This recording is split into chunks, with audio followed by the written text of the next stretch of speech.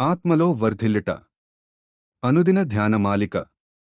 రచన doctor E. Stanley Jones. అనువాదం doctor A. Suratnam Basimalla. 3వ వారము 3వ రోజు. కీర్తనలు 40వ అధ్యాయము 1-3 వచనములు. గతం ప్రయోజనకరమే. గతం క్షమించబడి తుడిచివేయబడునని నిన్నటి దినాన తెలుసుకునియున్నాము. గతం తుడిచివేయబడినప్పటికీ అది మరలా ఏదో ఒక సందర్భములో జ్ఞాపకానికి వస్తూ ఉంటుంది. అయితే ఆ జ్ఞాపకం మనలను కృతజ్ఞతలోనికి నడిపిస్తుంది. యేసు వలన మనము విమోచించబడితిమన్న విషయాన్ని స్ఫురణకు తెస్తుంది. నూతన జీవితములో కూడా ముఖ్య ఉద్దేశములలో గతాన్ని వాడవచ్చును. ఇతరులు రక్షించబడేందుకు మన గత పాపములు ఉపకరిస్తాయి. మనము ఎటువంటి పాపముల నుండి విమోచింపబడితిమో చెప్పినప్పుడు వినువారు మన పాపములను బట్టిగాక మన ఎడల యేసు జరిగించిన విమోచన కార్యమును బట్టి ఆశ్చర్యచకితులవుతారు. కాబట్టి వారు కూడా విమోచింపబడుటకై రక్షకుని సమీపించడానికి ప్రేరేపించబడతారు.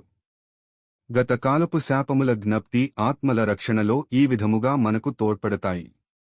ఆశ్చర్యకరంగా రక్షించబడిన ఓ స్త్రీ భయంతో నన్నిలా అడిగింది. తన గతాన్ని, రహస్యాలను బయల్పర్చుట ద్వారా తన గత స్నేహితులకు నేను భంగం కలుగచేయగలిగిన దాన్నవుతాను. నేను చెప్పాను, నీవు చెప్పవలసింది నీ పాపముల గొప్పతనము కాదు, విమోచన కార్యము యొక్క గొప్పతనము. యవ్వనుడైన క్రైస్తవునిగా నేను తొట్రిల్లి పడిపోయాను. అయితే నేను లేచి నా ఆత్మీయ వస్త్రములను తుడుచుకుని సాతానుతో ఇట్లు చెప్పాను, సాతాను నన్నిలా చేశాడని. కాని నేను ఒక పాఠము నేర్చుకున్నాను. ఆ పాఠము నేర్చుకునుట నాకెంతో ప్రయోజనకరమైంది.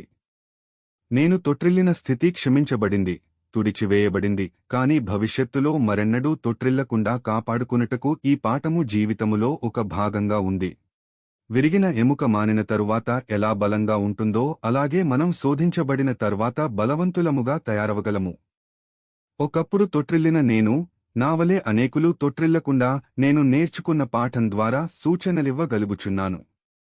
మనము తొట్రిల్లినప్పుడు ముందుకు తొట్రిల్లుతాము, పడిపోయినప్పుడు మోకాళ్ల మీద పడిపోతాము. అయితే వెనువెంటనే బలవంతులముగా పైకి లేస్తాము.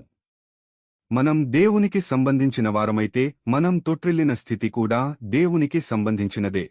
ఈ భాగము డాక్టర్ ఇ. స్టాన్లీ జోన్స్ రచించిన అనుదిన ధ్యానమాలిక ఆత్మలో వర్ధిల్లుట నుండి సేకరించబడినది. దీనిని మీకు వివరించిన వారు ఎల్. సెలా బుక్స్.